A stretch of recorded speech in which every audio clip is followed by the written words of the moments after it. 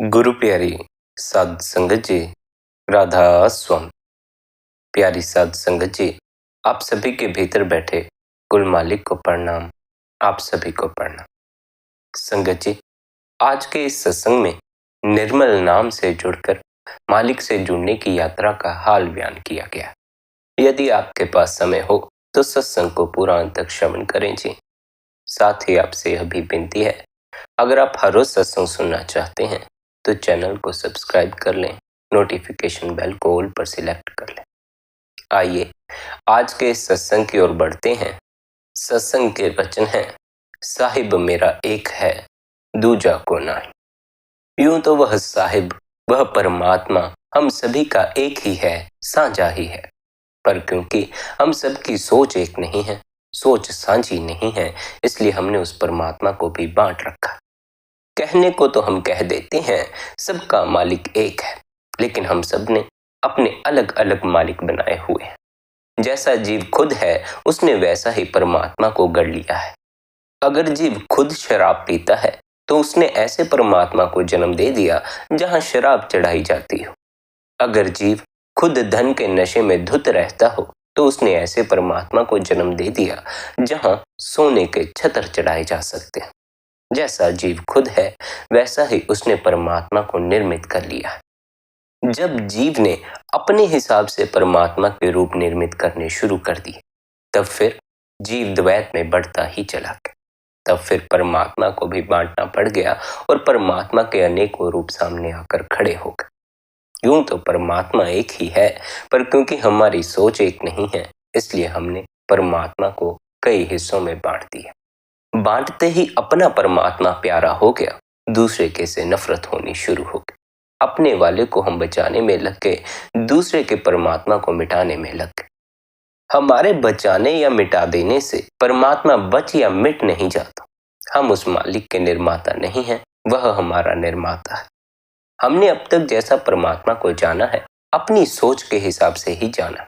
जितना हम समझ सकते थे, जितना हमने यहाँ वहां से ज्ञान इकट्ठा किया है, उतना ही उसके बारे में जान सके। लेकिन जो परमात्मा की असल समझ है, वह समझने से नहीं आती, वह तो तभी आती है जब हम समझ के तल से भी ऊपर उठ जाते। जब तक समझ में बैठे हो तब तक उस एक परमात्मा की खबर न लगेगी। उस एक परमात्मा को जान लेना ही जीवन का असल उद्देश्य है।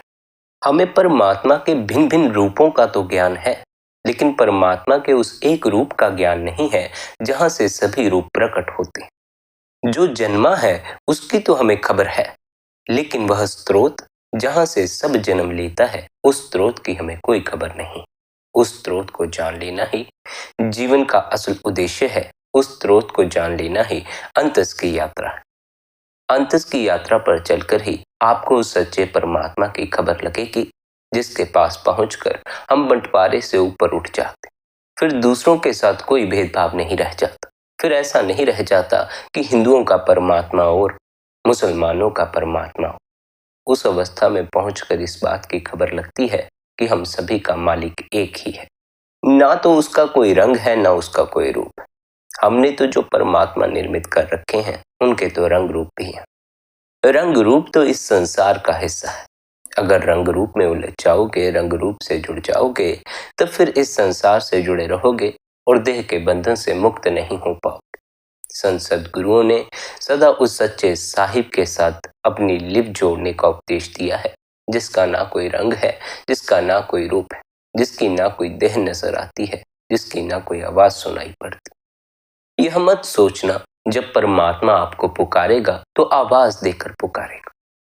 परमात्मा आपको जब पुकारता है तो किसी भाषा का इस्तेमाल नहीं करता, बल्कि धुन के रूप में आपसे मुलाकात करता। घट में गूंजती धुन जब आपको सुनाई पड़ना शुरू हो जाए, समझना उस परमात्मा ने आपको पुकारा है। उसकी पुकार आप तक पहुंची है, तब फिर आप भी उसकी इस पुकार का उसे जवाब देना। अगर वह 1000 कदम चलकर आपकी तरफ आया है तो एक कदम तो आप भी उठाना। एक कदम ही आपका उठाया हुआ काफी होता है, क्योंकि जीव उस मालिक तक पहुंचने में समर्थ नहीं है। जीव अगर उस मालिक की यात्रा में एक कदम भी उठा ले तो वह एक कदम भी उसे मालिक के करीब पहुंचा देता। जीव के लिए तो उस मालिक की यात्रा पर अंतस की यात्रा पर एक कदम उठाना ही इतना मुश्किल हो जाता है कि वह यात्रा को शुरू कर ही नहीं पाता। यात्रा शुरू ही नहीं हुई तो यात्रा के अंत तक कैसे पहुंचा जा सकता। यात्रा शुरू करने से पहले ही जीव घबरा जाता है। अंतस की तरफ पहला कदम उठाते ही, मन के रूबरू होते ही, मन की हालत देखते ही ध्यान से दूर भागना शुरू कर देता। इस बात को सदा स्मरण रखें। अगर आप ध्यान में बैठते हैं, भजन बंदगी में बैठते हैं, तो उससे आप भीतर के प्रति जागना शुरू हो जाएंगे। जैसे ही आप भीतर के प्रति जागना शुरू हुए तो सबसे पहले उस जागरण में आपको मन की खबर लगेगी। मन कहीं बाहर नहीं है, मन हमारे भीतर। इसलिए जब जागरण आता है तो पहले मन से हमारा रूबरू होता है, और जब मन से रूबरू होता है तो मन की सारी मलिनता आंखों के सामने आ जाती। इतनी मलिनता से हमारा मन भरा हुआ है, इतने भय से हमारा मन भरा हुआ है, इतने काम से हमारा मन भरा हुआ है कि हमसे वह देखा नहीं जाता। हम अपने आप को इतना मैला बर्दाश्त नहीं कर पाते और फिर हम भीतर उतरना ही बंद कर देते। लेकिन यह जो आपको भीतर मैल दिखाई पड़ती है, इससे दूर भागने की कोशिश नहीं करनी है। अगर आप इससे दूर भागेंगे तो यह मैल कभी साफ होने नहीं वाला। मन के यह जो मैले विचार हैं, इन विचारों के साथ ठहरना, इनके उठने के कारण की खोज करना। कोई ऐसा तरीका मत खोज कर बैठ जाना जिससे कि ये विचार फिर लौट कर आते रहे। ऐसा तरीका हमने बहुत पहले ही खोज कर रखा हुआ है। वह तरीका है दमन कर देना। हमारे भीतर जो भी दूषित विचार हमें दिखाई पड़ते हैं, हम उन्हें दबाते चले जाते। हम उनमें सुधार नहीं करते, बस उन्हें हटा भर देते हैं। हटाने से वे विचार आपके भीतर से विलीन नहीं हो जाते, केवल कुछ समय के लिए छिप जाते। जो छिपा है वह देर सवेर प्रकट होना शुरू हो जाता। जितने मैले विचार हम दबाते चले जाते हैं, हटाते चले जाते हैं, सुधारते नहीं, वे फिर लौट कर आते हैं और फिर हमें मैला करके चले जाते।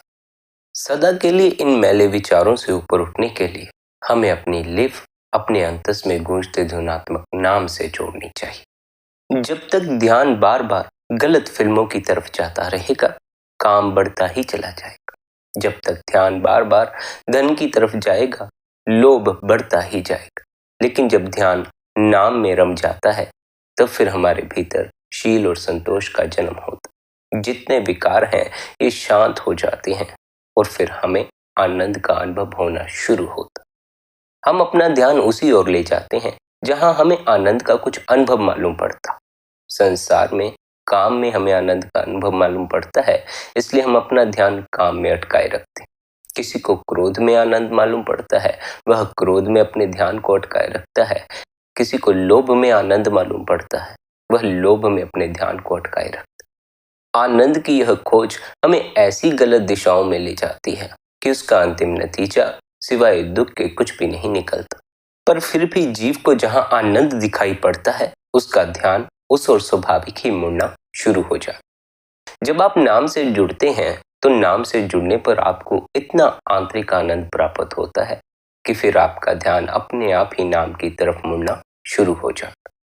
अगर नाम से जुड़ने पर आनंद का अनुभव न होता, तो फिर जीव कभी भी संसार के क्षणिक आनंद के अनुभवों से ऊपर नहीं उठ पाता। नाम की उस धुन में रम जाने पर इतने ज्यादा आनंद का अनुभव होता है कि हमें काम का आनंद अपनी ओर आकर्षित करना ही बंद कर देता। जिन्होंने नाम का रस चख लिया, संसार के सभी रस फीके लगने शुरू हो गए। इसलिए सद्गुरुओं ने कहा है, ऐ जीव, अगर काम, क्रोध, लोभ, मोह और अहंकार से ऊपर उठना है तो उस नाम से जुड़ जो तेरे घट में गूंज रहा है। उस नाम के अमृत को पी, वह अमृत तेरे मन की सारी मलिनता को धो देगा। वह मीठे से मीठा रस तेरे संसार के सभी स्वादों को फीका कर देगा। अभी तो ये संसार के स्वाद इतने मीठे लगते हैं कि इनकी मिठास के चक्कर में हमें बार बार अपना ध्यान तीसरे तिल से नीचे लाना पड़ता है। बार बार अपने ध्यान को इंद्रियों में उलझाना पड़ता है, मन में उलझाना पड़ता। जब तक हम मन और इंद्रियों में अपने को उलझाते रहेंगे, तब तक हमें अंतस में जगती उस ज्योत का, उस धुन का कोई अनुभव नहीं हो पाएगा। जब अंतस के प्रति जागना शुरू करोगे, तभी तो जो अंतस में मौजूद है वह दिखाई पड़ना शुरू होगा, सुनाई पड़ना शुरू होगा। करीब करीब हम मन तक ही जागे हुए हैं। मन से परे जो है उसके प्रति हम अभी जागे नहीं। मन से परे भी बहुत कुछ है। मन से परे भी जागने की कोशिश करो। मन तक ही सीमित मत रह जाओ। मन से परे ही वह परमात्मा है। मन से परे ही आनंद का लोक। मन से परे ही वह नाम मौजूद है। जब तक आप मन से परे जाने के लिए तैयार नहीं हो, तब तक जो मन से परे है उसका अनुभव भी नहीं कर पाओगे। इसलिए इस मन से ऊपर उठने की तैयारी करो। जरा देखो, आज दिन तक जीवन में जो कुछ इस मन के कहे किया है, क्या वह सब करके सुख का अनुभव हुआ है? अगर तो हुआ है, तो फिर कुछ समय और इस मन के पीछे चलकर देख लो। इस मन के पीछे चलने का अंतिम परिणाम सिवाय दुख के कुछ भी नहीं निकलता। क्यों? क्योंकि इस मन को भरा नहीं जा सकता। यह हो सकता है कि आप अपने जीवन में सुख ही सुख इकट्ठा कर लें, लेकिन यह मन है, यह मन सुख से भी नहीं भरेगा। यह कहेगा और सुख लाओ और सुख लाओ। इस मन को भरने की कोई सीमा नहीं है। चाहे इसे सुख मिले, चाहे इसे दुख मिले, यह और की मांग सदा ही करता रहता। अगर इस मन को भरने की कोशिश में लग गए, तब फिर यह कभी भी आपको तृप्ति का अनुभव नहीं होने देगा। फिर सारा जीवन आप भाग दौड़ करते रहेंगे, चीजें इकट्ठी करते रहेंगे, भीड़ इकट्ठी करते रहेंगे, लेकिन फिर भी आप ऐसा ही महसूस करेंगे कि मानो अभी भी जीवन खाली का खाली ही है। अभी भी जीवन में कोई भराव नहीं। मन को भरना, मन को भर पाना असमर्थ है। जिसे इस बात की समझ लग जाती है, वह मन को भरना छोड़ देता। वह मन की उतनी ही जरूरत को पूरा करता है जितनी की जरूरत उसके जीवन के लिए जरूरी है। मन की अधिकांश जरूरतें बेहद जरूरतें होती हैं जिनका हमारे जीवन में कोई उपयोग नहीं होता। जितना जीवन में जरूरी है उतना ही जीवन में इकट्ठा करना, उतना ही जीवन में अपने आप को दौड़ाना। जितनी चादर हो उतने ही पैर फैलाना। ज्यादा की मांग ही दुख को जन्म देती है। जब हम मन को भरने की कोशिश में लगते हैं तो मन स्वाभाविक ही ज्यादा की मांग करना शुरू कर देता। ज्यादा की छोड़ो, यह तो सदा ही मांगने में लगा रहता है। इसकी मांग कभी बंद ही नहीं होती। कितना ही सुख इसे देते जाओ, इसके लिए वह सुख कम ही पड़ता जाएगा। यह कहेगा नहीं, अभी और सुखी होना है, अभी और सुखी होना। इसी और सुख की तलाश में इतिहास के बहुत से राजाओं ने आधी से ज्यादा धरती को अपने कब्जे में कर लिया। वे सोचते थे जितनी जमीन उनके कब्जे में होगी उतने ज्यादा वे सुखी हो जाएंगे। उनकी यह सोच ही उनके दुख का कारण बनती चली गई और वे अंत में खाली हाथ ही मरे। जिस आदमी के हाथ जीवन भर खाली रहे हों, जिसके पास कुछ ना हो, एक रुपया तक ना हो, अगर वह खाली हाथ मर जाए तब फिर उसे इतना दुख नहीं होगा जितना कि उस आदमी को होगा जिसके हाथ जीवन भर भरे रहे, जिसका बैंक बैलेंस लाखों में था। जब वह खाली हाथ हो जाएगा तो उसे तो फिर गहन दुख के अनुभव से गुजरना ही होगा। लेकिन इसका अर्थ यह नहीं है कि जो जीवन भर खाली हाथ जिया, जिसके पास एक रुपया तक नहीं था, वह अंत में सुखी होकर ही मरता है। वह भी दुखी होकर मरता है, लेकिन उसका दुख धनी आदमी से विपरीत होता है। धनी आदमी का दुख यह होता है कि जीवन भर की मेहनत व्यर्थ चली गई। जीवन भर का इकट्ठा किया हुआ आज साथ नहीं जा रहा। लेकिन गरीब आदमी का दुख यह होता है कि जीवन भर वह गरीबी में जीता रहा। जीवन भर वह धनी होने के बारे में सोचता तो रहा, लेकिन हो नहीं पाए। सबके अपने अपने दुख हैं। यह सोच लेना कि धनी आदमी को दुख नहीं होता, हमारी सबसे बड़ी भूल होती। इसी भूल में पड़कर हम भी अंधों की तरह धन के पीछे दौड़ना शुरू कर देते। धनी आदमी के लिए धन ही दुख बन जाता है, गरीब आदमी के लिए गरीबी ही दुख बन जाती। जो जो जिसके पास है वही वही उसके लिए दुख बनता चला जाता। दुख बन जाने का कारण यह है कि हमारे पास जो है हम उसके प्रति जागे हुए नहीं हैं, बल्कि जो नहीं है हम चाहते हैं वह हमारे पास हो। यह जो अन्य कुछ और होने की मांग है, यह मन से उठती है। जब हम मन में जीना शुरू कर देते हैं तो सिवाय दुख के कुछ भी और इकट्ठा नहीं होता, क्योंकि मन सदा ही अन्य चीजों की मांग करता। जो है उसके प्रति हमें जागने नहीं देता, बल्कि जो नहीं है उसके प्रति हमें जगाए रखता। गरीबी है, गरीबी को दूर करने का उपाय क्या किया जाए, यह हम कभी नहीं सोचते। लेकिन अमीर हो जाएं ऐसे सपने तो हम खूब सजाते रहते। अमीर हैं। चैन की नींद हमें कैसे आए यह तो हम कभी नहीं सोचते, लेकिन और अमीर हो जाने के बाद हमें चैन की नींद आ जाएगी ऐसा हम जरूर सोचते। हमारे सोच लेने से कुछ भी जीवन में घटित नहीं हो जाता। अगर हमारे सोचने से ही जीवन घटता तब फिर यह संसार रहने लायक होता ही नहीं। तब तो फिर जीव की जैसी सोच है वैसी सोच इस संसार को नर्क बनाने में एक क्षण भी नहीं लगाती। यह तो उस मालिक की कृपा है कि जीव के सोचे जीवन घटता नहीं है। जो होता है उस मालिक की कृपा से होता। सोचने को तो जीव सोचता ही है कि जैसा उसने सोच रखा है वैसा ही जीवन घटे।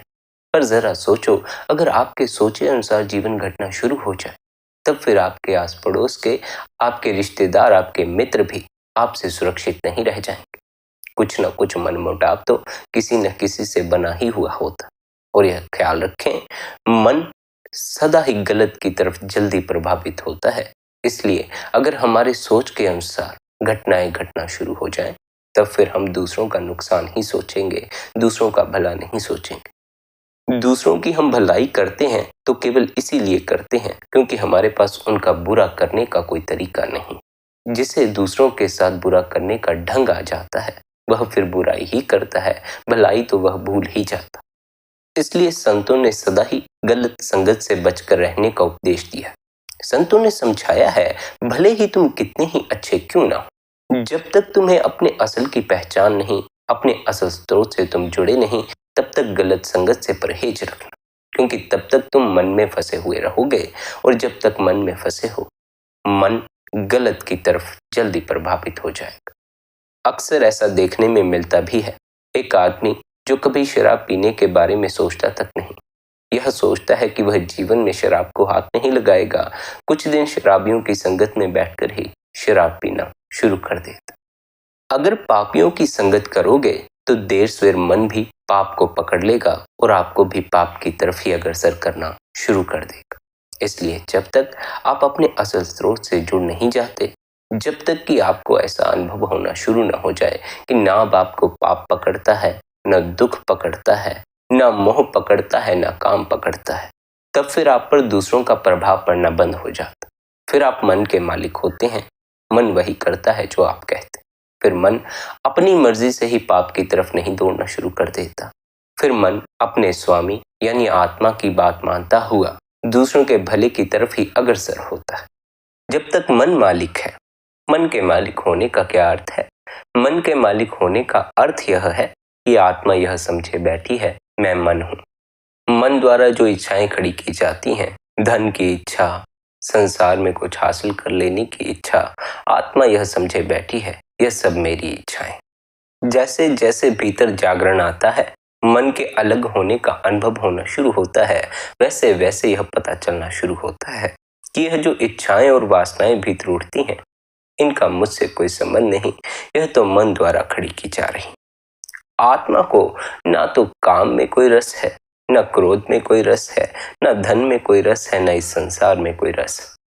आत्मा को आनंद के अनुभव के लिए किसी चीज की कोई जरूरत नहीं है। आत्मा तो सभी जरूरतों से मुक्त है। इसलिए जो जीव अपने भीतर सरकता चला जाता है, अपने आत्म स्वरूप में ठहरना शुरू कर देता है, उसकी बाहर की जरूरतें कम होना शुरू हो जाती। फिर उसकी बाहर की उतनी ही जरूरतें रह जाती हैं जितनी कि उसके जीवन को चलाने के लिए जरूरी होती।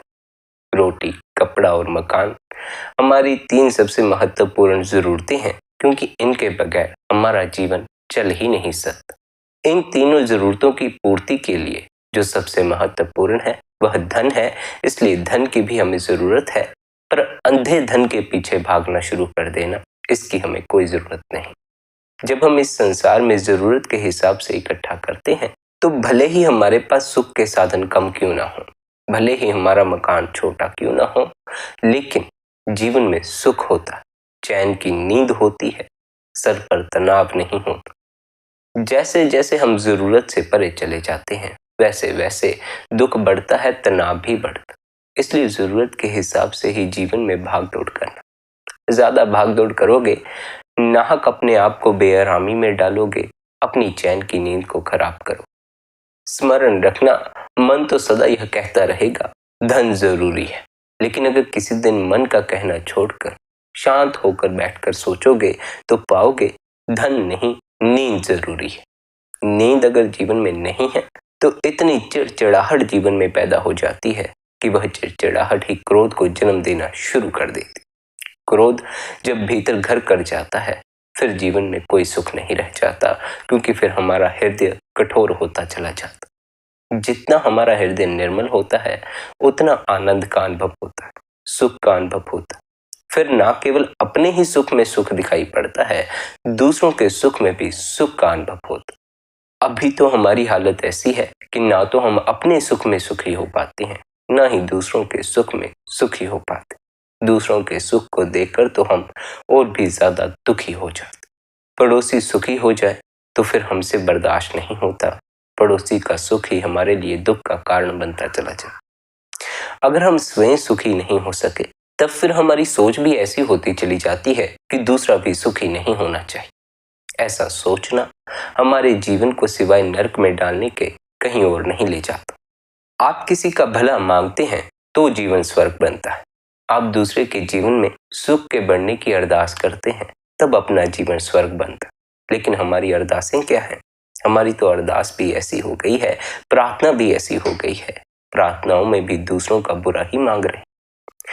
बड़े अजीब लोग इकट्ठे हो गए हैं कि परमात्मा के सामने जाकर भी यह विनती कर देते हैं कि पड़ोसी सुखी ना रहे।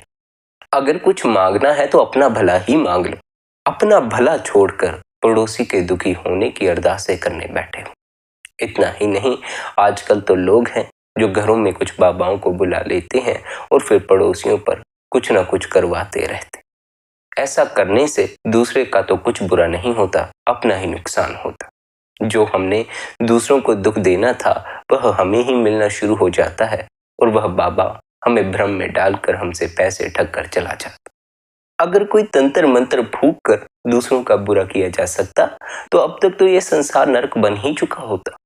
यह मत सोचना कि आज के लोग ही ऐसे हैं जो दूसरों का बुरा करने के लिए घर पर ढोंगी बाबाओं को बुलाकर कुछ न कुछ करवाते। कई सालों पहले भी ऐसा ही होता था। यह मूर्खता बहुत पुराने समय से चली आ रही है। सोच तो जीव लेता है कि ऐसा करने से कुछ न कुछ हो जाएगा, लेकिन उसे पता नहीं वह जो बीज बोता है वह बीज उसके अपने खेत में ही गिरता है। अगर ऐसा बीज बो रहे हो जिसमें कि दूसरे की बुराई छिपी है तो वह बीज दूसरे के खेत में नहीं गिरेगा, आपके ही खेत में गिरेगा। फिर जब वह बीज वृक्ष में परिवर्तित होगा तो उस बीज पर उगी हुई बुराई भी आपके ही खेत में मौजूद रहेगी, दूसरे के खेत में नहीं चली जाएगी। हम जब दूसरे के बुरे की मांग करते हैं तो वह मांग हमारे ही भीतर बीज के रूप में जन्म ले जाती और वह बीज फूटकर फिर हमारे ही भीतर वृक्ष भी बन जाता। हम अपने ही बोए हुए बीजों के फल भुगत रहे हैं। हम अपने ही द्वारा कही गई बातों में खुद ही फंसे हुए हैं। हमारे किए दूसरे का तो कोई नुकसान नहीं हुआ, लेकिन हमारा बहुत नुकसान होता। इसलिए सतगुरु सदा समझाता है, दूसरों की भलाई मांगो, दूसरों के बारे में बुरा मत सोचो। सोचोगे तो वह बीज तुम्हारे ही खेत में गिरेगा, उसका फल भी फिर तुम्हें ही खाना पड़ेगा। इसलिए वही बीज बोना जो फल खाना हो। अगर आप चाहते हैं कि आप जीवन में सुखी हो जाएं, तो दूसरों को सुख देना शुरू करें। अगर आप चाहते हैं आपको जीवन में प्रेम मिले तो दूसरों को प्रेम देना शुरू करें। लेकिन यह स्मरण रखें कि जब सुख दूसरों को दें, प्रेम दूसरों को दें, तो बदले में उनसे मांगने नहीं लग जाना। ऐसी आशा लेकर नहीं बैठ जाना है कि मुझे भी बदले में मिले। अगर नहीं भी मिले तो कोई बात नहीं। अगर उस इंसान से आपको प्रेम नहीं मिलता जिसको आपने प्रेम दिया है, फिक्र ना करें। अगर आपने सच्चे हृदय से प्रेम बांटा है तो किसी और के जरिए आप तक लौट आएगा। हमने अगर प्रेम बांटा है तो प्रेम हम तक लौट ही आता है। एक के जरिए लौट कर ना आया, एक अगर हमें धोखा दे भी गया तो किसी अन्य के जरिए हम तक लौट आएगा। अगर हमने किसी एक को सच्चे हृदय से सुख बांटा है, बदले में सुख की मांग नहीं की है, तब फिर वह सुख हम तक लौट ही आता है। भले ही वह जीव हमें दुख क्यों न दे, कोई अन्य जीव आकर हमें सुख का अनुभव करवा जाता। इसलिए अपनी तरफ से जब भी सुख और प्रेम बांटोगे तो जिस आदमी को बांटोगे उसी से वापस सुख के मिलने की और प्रेम के मिलने की आस लगाकर मत बैठ जाना। अगर उसी से लगाकर बैठ जाओगे तब फिर अवश्य ही जीवन में दुख का जन्म होना शुरू हो जाएगा, क्योंकि इस बात का कोई भरोसा नहीं होता। जिसे आपने प्रेम दिया है, सुख दिया है, वह आपको भी प्रेम देगा, आपको भी सुख देगा। असल में हम तो प्रेम बांटते ही उन्हीं को हैं जो हमारे करीब रहते हैं, और जो हमारे करीब रहते हैं, करीब रहते रहते ही उनसे झगड़ा होना शुरू हो जाता है। इसलिए यह स्वाभाविक हो जाता है, जिन्हें हम प्रेम देते हैं उनसे हमें प्रेम नहीं मिलता, और जिनसे हमने कभी प्रेम के मिलने की आस नहीं की होती उनसे हमें प्रेम मिल जाता। अवश्य ही शुरू शुरू में आपको कठिनाई होगी, अवश्य ही आप सोचेंगे कि मैं उसे सुख क्यों दूं जो मुझे सुख नहीं देगा, मैं उसे प्रेम क्यों करूं जो मुझे प्रेम नहीं करेगा। लेकिन आप 1-1.5 महीने के लिए अकारण ही दूसरों को सुख देना और प्रेम देना शुरू करके देखें, फिर देखें आपके जीवन में कैसे रूपांतरण आता। लेकिन बदले में मिलने की मांग मत रख लेना, ऐसी आशा मत रख लेना कि सुख बदले में मिले, प्रेम बदले में मिले। ना भी मिले तो कोई बात नहीं, अपनी तरफ से बांटते रहना। अपनी तरफ से 1.5 महीना जब आप प्रेम बांटोगे, सुख बांटोगे, तब फिर आपको पता चलेगा कि असल आनंद तो बांटने में होता है, मांगने में नहीं, मिलने में नहीं। आपके भीतर पहले ही प्रेम का इतना भरपूर खजाना मौजूद है, सुख का इतना भरपूर खजाना मौजूद है कि आपको दूसरों से मांगने की कोई आवश्यकता ही नहीं। आप स्वयं से देनदार हैं। आप जितना बांट सकते हैं उतना तो सब जीव मिलकर आपको नहीं दे सकते। बांटने में बड़ाई है, मांगने में बड़ाई नहीं है। लेकिन हमारी भूल यह है, हम सोचते हैं हमारे पास प्रेम की कमी है, सुख की कमी, इसलिए हम बांटना नहीं चाहते। हमारे पास ना तो प्रेम की कोई कमी है, न सुख की कोई कमी। हमारे पास भरपूर भंडार भरे पड़े हैं। एक बार बांट कर तो देखो। जब बांटना शुरू करोगे तो बांटते बांटते ही इस बात का अनुभव होने लगेगा कि बांटने से आपके भीतर आपको प्रेम का और भी अधिक अनुभव हो रहा है, सुख का भी और अधिक अनुभव हो रहा है। बांटने से बाहर की चीजें अवश्य ही कम हो जाती हों, लेकिन भीतर की चीजें कभी कम नहीं होती। भीतर मौजूद है आनंद, अगर आप दूसरों को आनंद बांटते हैं तो वह दुगना होता है, कम नहीं होता। बाहर मौजूद है धन, अगर आप धन बांटते हैं तो वह आपके पास कम हो जाएगा, दुगना नहीं होगा। इसलिए जो भीतर से उठता है उसे बांटो। प्रेम भीतर से उठता है, प्रेम को बांटो। जितना बांटोगे उतना आपके भीतर प्रेम बढ़ता चला जाएगा। जैसे जैसे भीतर प्रेम बढ़ेगा, आपको आनंद का अनुभव होना शुरू हो जाएगा। स्मरण रखें, जब प्रेम होता है तो आनंद का कोई कारण नहीं होता, अकारण आनंद होता। किसी स्त्री से प्रेम हो जाए, किसी पुरुष से प्रेम हो जाए, तब फिर आनंदित होने के लिए किसी वजह की आवश्यकता नहीं होती। प्रेम हो गया, बस जीवन में आनंद का अनुभव हो गया। लेकिन यह जो स्त्री और पुरुष का प्रेम है, यह जीव को द्वैत से ऊपर नहीं उठने देता। द्वैत में उलझ जाने का अर्थ है रंग रूप में उलझ जाना, मोह में उलझ जाना। जब तक द्वैत में उलझे रहोगे तब तक मांग बनी ही रहेगी, क्योंकि मांगा दूसरे से ही जा सकता है। इसलिए जब तक स्त्री और पुरुष के प्रेम में फंसे रहोगे तब तक प्रेम की मांग करना स्वाभाविक ही बना रहेगा। तब तक पति पत्नी से प्रेम मांगता रहेगा और पत्नी पति से प्रेम मांगती रहेगी, लेकिन दोनों ही एक दूसरे को प्रेम देने में असमर्थ हो जाते। क्यों असमर्थ हो जाते हैं? क्योंकि दूसरे से मांग रहे हैं, अपने भीतर नहीं खोज रहे। प्रेम दूसरे से नहीं मिलता है, अपने भीतर मौजूद होता है। जब आप अपने भीतर मौजूद प्रेम के उस खजाने को हासिल करके उस प्रेम को दूसरे को बांटते हैं, तब दूसरे को मिलता है। जब तक आपको स्वयं के भीतर मौजूद उस प्रेम के खजाने की खबर ही नहीं है, प्रेम आपके भीतर है भी है कि नहीं है इसका ही आपको पता नहीं, तब तक आप दूसरे को प्रेम बांटेंगे कैसे? ऐसा हो सकता है कि हम अपने संबंधों को प्रेम के संबंध कह दें, लेकिन हमारे सभी संबंध गर्जों के संबंध होते हैं, प्रेम का संबंध नहीं होता। प्रेम तो सभी से घटता चला जाता, बच्चे बड़े होते चले जाते हैं, प्रेम वाली बातें खत्म होती चली जाती हैं, गुस्से वाली बातें परिवार में बढ़ती चली जाती। बच्चे हमसे झगड़ा करना शुरू कर देते हैं, हम बच्चों से झगड़ा करना शुरू कर देते। कुछ दिन तो पति पत्नी में प्रेम दिखाई पड़ता है, लेकिन कुछ दिनों बाद प्रेम की कोई झलक नहीं मिलती, दोनों आपस में लड़ना झगड़ना शुरू कर देते। घर में जब रहते हैं तो एक दूसरे के साथ कलेश करते हैं, लेकिन जब बाहर बाजार में निकलते हैं, फंक्शनों में जाते हैं, तब तो ऐसे बनकर जाते हैं जैसे मानो दोनों में बहुत ज्यादा प्रेम प्यार हो। हम दिखावे की जिंदगी जीते हैं, बाहर हम कुछ और होते हैं, घर पर हम कुछ और होते हैं। ऐसा ही हाल हमारे जीवन का भी है। हमारा भीतर जैसा मन है वैसा देह पर हम अपने को नहीं दर्शाते। देह पर हम अपने को शील से भरा हुआ दिखाते हैं, भीतर कामी है। देह पर हम अपने को उस मालिक से जुड़ा हुआ दिखाते हैं, भीतर हम स्त्रियों के मोह में पड़े हैं, पुरुषों के मोह में पड़े। बाहर से मंदिर जा आते हैं, भीतर मन में हम सिनेमा घरों में घूम रहे हैं, बाजार में घूम रहे हैं। बाहर और भीतर हमारा कोई तालमेल ही नहीं है।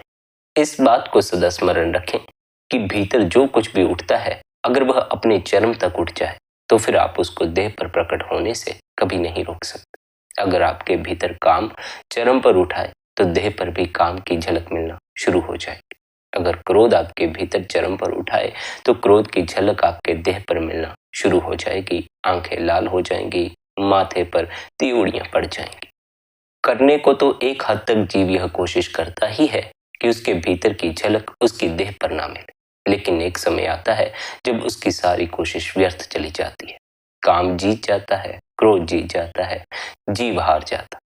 इसलिए बाहर से अपने को शांत और शील दिखाने के प्रयास में मत लगे रहो। इस दिखावे में नाहक अपनी शक्ति को बर्बाद करोगे। भीतर रूपांतरण लाने में लगो। भीतर से अपने को शांत बनाओ, शील बनाओ। भीतर से काम से ऊपर उठो, फिर देह पर भी काम की झलकें मिलना बंद हो जाए।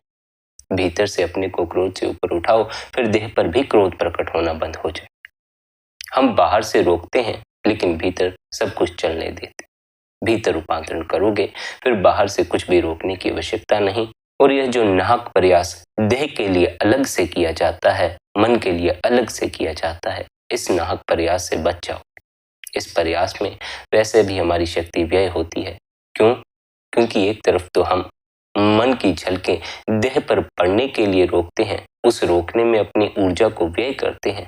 दूसरी तरफ हम अपनी ऊर्जा मन को प्रदान कर देते हैं ताकि वह गलत ख्यालों को निर्मित करता रहे। बाहर हम शांत और शील बनकर बैठे रहते हैं, भीतर हमारे काम वासना की पूरी फिल्म चलती रहती। भीतर हम कुछ और होते हैं, बाहर कुछ और होते हैं। इसलिए हमें दुनिया को दिखाने के लिए बाहर और भीतर अलग से प्रयास करना पड़ता है। और इस दो तरफा प्रयास में हमारी जीवन ऊर्जा दो हिस्सों में बढ़ती चली जाती है, व्यय होती चली जाती। हमें अपने आप को पूरी तरह एक में उतार लेना, ऊर्जा को प्रवाहित होने के लिए एक मार्ग देना है।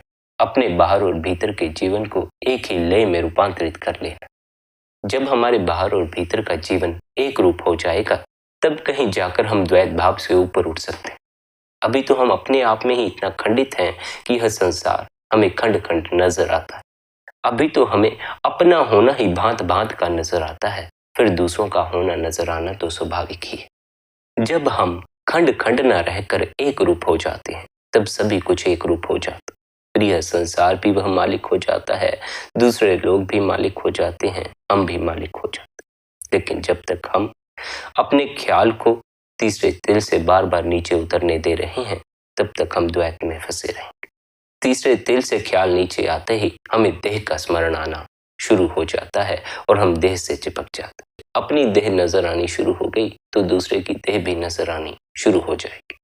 देह के इस बंधन से ऊपर उठने के लिए, द्वैत के इस बंधन से ऊपर उठने के लिए निरंतर अपने ध्यान को तीसरे तिल पर पक्का करने का अभ्यास करो।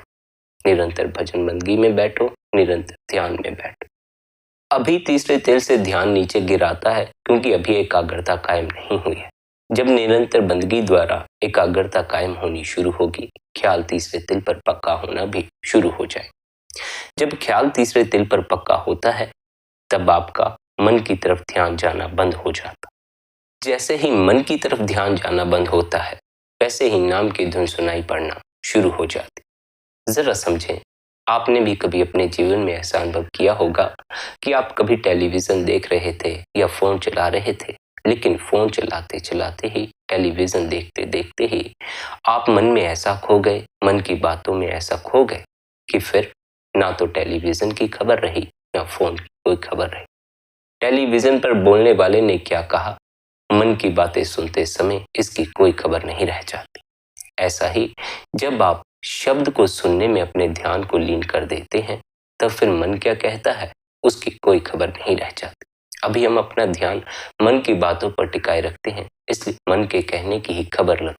जब हम निरंतर भजन मंगी द्वारा, ध्यान द्वारा तीसरे तिल पर एकाग्रता कायम करना शुरू करेंगे, तब हमारा ख्याल मन की तरफ जाना बंद हो जाएगा। भीतर जो नाम गूंज रहा है उसकी तरफ जाना शुरू हो जाएगा। जब हम अपना ध्यान पूरी तरह उस नाम में लीन कर देंगे, फिर तो मन का बोलना बड़ी दूर हो जाता है। मन का शोर सुनाई ही नहीं पड़ता, उस नाम की धुन में ही हम लीन हो जाते। लेकिन इस बात को स्मरण रखना है, जल्दबाजी नहीं करनी है। ऐसा नहीं कि आज बंदगी में बैठे, ध्यान में बैठे तो फिर कल यह कहना शुरू कर दिया कि मेरा मन तो ठहरा नहीं, मुझे तो नाम की धुन सुनाई नहीं पड़ी। वह नाम तो आपके भीतर गूंज ही रहा है, बस एकाग्रता की कमी है। कभी उसकी तरफ ध्यान नहीं दिया है, इसलिए सुनाई नहीं पड़ता। एक ही दिन में उसकी तरफ ध्यान चला नहीं जाएगा। जब आप निरंतर भीतर ध्यान देना शुरू करेंगे, तो निरंतर ध्यान देने से भीतर जो अंधकार है, भीतर जो शोर है, वह कम होना शुरू होगा और वहां प्रकाश का और धुन का जन्म होना भी शुरू हो जाएगा। इसलिए निरंतर भजन मंदगी में बैठें, निरंतर ध्यान में बैठें, अपने गुरु द्वारा दी हुई हिदायतों का पालन करें। संगत जी, आज के इस सत्संग को यहीं पर विश्राम देते हैं।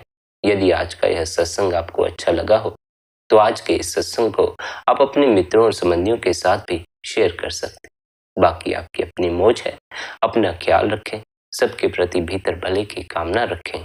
इतने प्रेम और प्यार से आपने सत्संग को सुना, उसके लिए आप सभी का धन्यवाद। राधा स्वामी जी।